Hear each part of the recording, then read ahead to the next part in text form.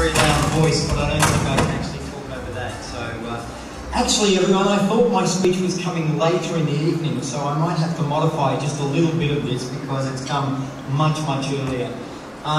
Firstly, I want to thank each and every one of you for making the effort to come along this evening.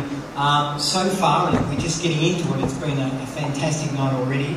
And it's been a couple of years since I caught up with all of you, or many of you, and it's been really great to see so many of you here again tonight. And I hope I see you all again tomorrow. I'm not sure what I'm doing, whether I'm whitewater rafting or whether I'm visiting the island, but someone will point me in the right direction, so I'm sure I will meet up with many of you tomorrow. I guess I want to start off by thanking each and every one of you again for a fantastic year last year. We did, as a group, achieve so many excellent results in 2008. We've all seen the commitment and dedication and talent in the individual winners that we will see later tonight, but we haven't seen yet. It's okay. And I really do look forward to catching up with all of the distributors and the winners tomorrow as well. Okay, 2008 was really great, wasn't it? But 2009, every time we open a newspaper, every time we turn on the television, every time we listen to the radio, and actually if you're really techno-minded, if you can turn on the Facebook, if you actually download, from your iPod, you cannot go anywhere without hearing doom and gloom. True. I sat next to someone on the plane coming over. In fact, it was a little kid of 14 who was telling me, that at school, they're talking about all the doom and gloom in the world. You would really have to be a hermit or living on Mars not to know that things are looking pretty tough. But you know what? Even though it goes without saying that very few operations can expect to find themselves untouched by these events, we know that 2009 is going to be difficult, and we know that already some of you are saying that it has been tough and that you're reporting downturns in your business.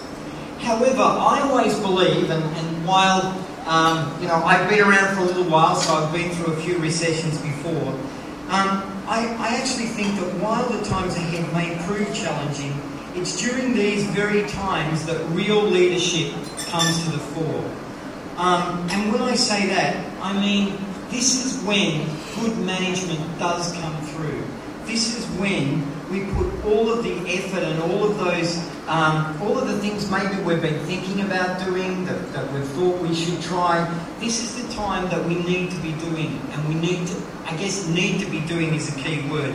We need to be looking at our businesses. We need to look at whether we're efficient enough. What else can we do that's different? We need to determine ways that we can be more productive, more creative in the ways that we operate.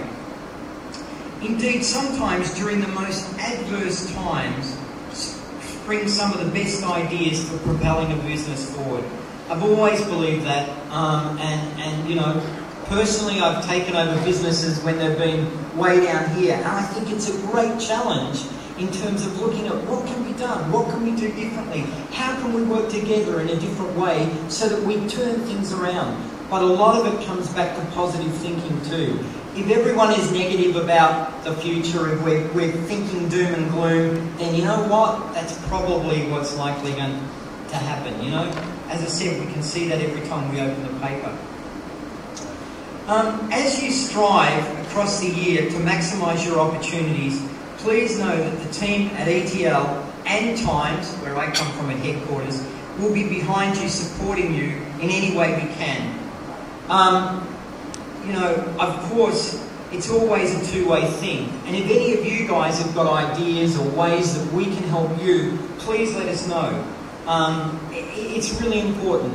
You can't just wait for things to come to you. You've got to talk about things, and you've got to tell us how we may be able to assist you too.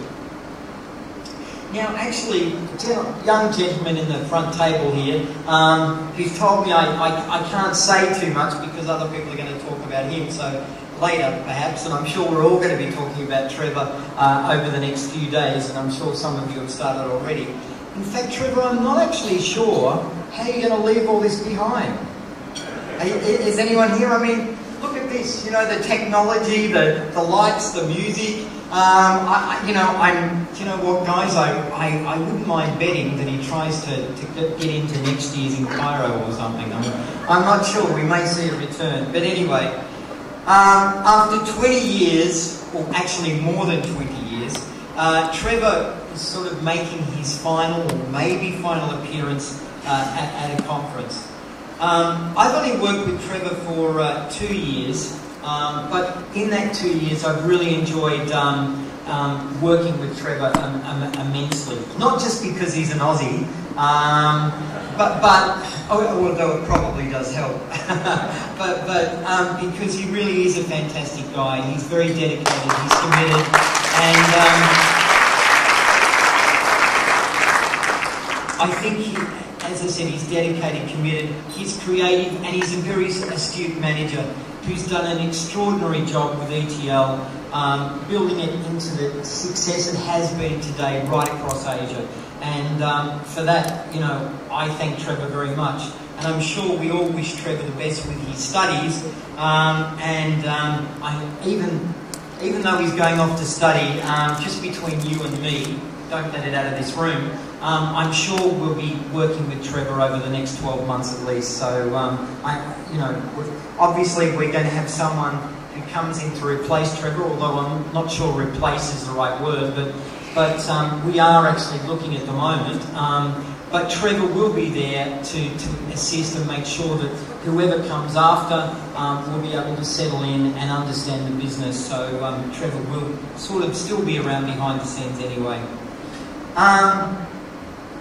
I don't think that there's much more I need to say, but as I said, thank you so much for your efforts in 2008. Please be assured that everyone at ETL and the Times Group based in Singapore are behind you. We understand the difficulties of all the markets globally, but actually, as I said before, I really think it does create opportunities. It creates opportunities in so many ways, and I really look forward to talking to you over the next couple of days and looking at the different things and the creative ways you go about running your business in 2009.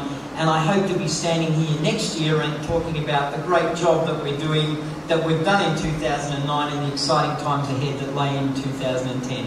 So thank you very, very much, and I'll see you whitewater rafting or on the island tomorrow.